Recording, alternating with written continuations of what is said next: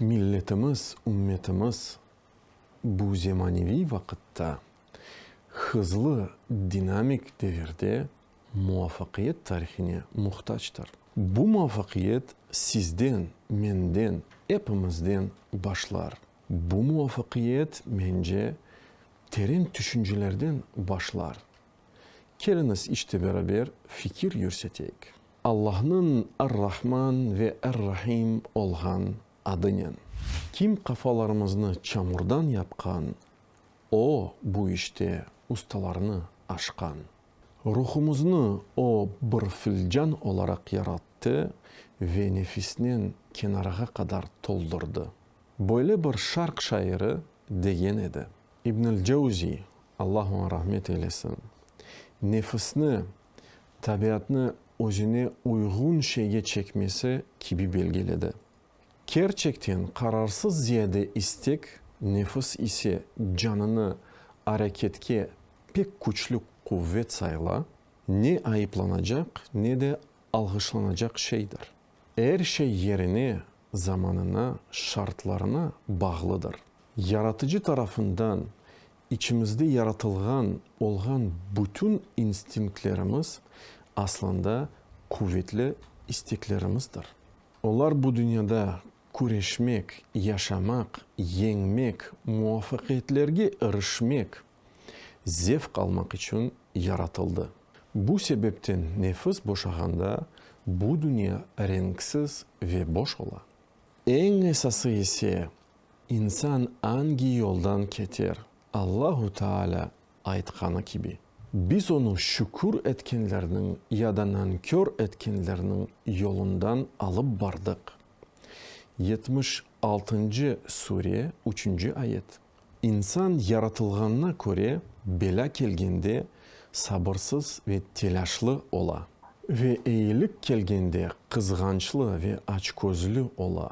70. Sure ayetler 19, 20, 21. Hem de 17. surede 67. ayette aytılganı gibi gerçekten insan nankördür. Onun için Allahu Teala Kur'an-ı Kerim'de aytkanı gibi nefis ve ihtiras sözü ekseri alda menfi kontekste kullanıla. Şu sebepten Yüce Allah öz kitabında dey ki, Rabbinin makamından korkan ve öz canını nefisten yani ihtirastan toktatkanın mekanı cennet olur. 79. Sure ayetler 40-41. Düşüngen insanlar aytkanı gibi nefis yani ihtiras, düşünlük ve öfke en yaramay meslihatçıdır. Nefis bataklık gibi tarta ve çamurda boğulgan insan kurtulmak için daha da beter nefiske batmağa mecbur olup kala. Böyle ketkete nefis insanlarını daha da çok kör ete ve hatta bile küfürge yani imansızlıkka getirebilir. Allahu Teala aytkanı gibi öz nefsini, keyfini ilahleştirgenini gördün mü? 45. Sure 23. ayet. Öz nefisimizge bir saat, bir an boyunca kul olsak, uzun zaman kederlenerek, gamda kalırık. Eğer bir nefsimiz hakikat yolunda olmak gerektir. Tek bir Allah'a sevgimizni göstermek gerektir. Çünkü sevgi bu ne vakit veresin de bağışlaysın ve daha da çok vermeye, bağışlamaya isteysin. Nefis, ihtiras, düşünlük ise bu ne vakit alasın da ve daha da ziyade çokça almaya isteysin. En mühim olanı öz nefisini idare etmek. Bu hakkında Aristotel böyle ayıttı. Öz nefisini idare etken aslında nefisinden vazgeçken değildi.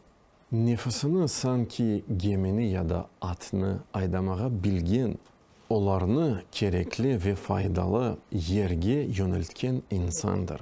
Nokta. Öz nefisini idare etmeye bilmek bu aslında imanın göstergecisidir.